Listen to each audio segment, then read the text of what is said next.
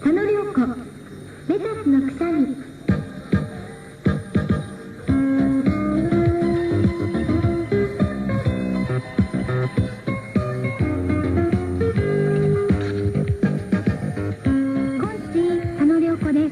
突然ですが、皆さん、ここでいきなりクイズです。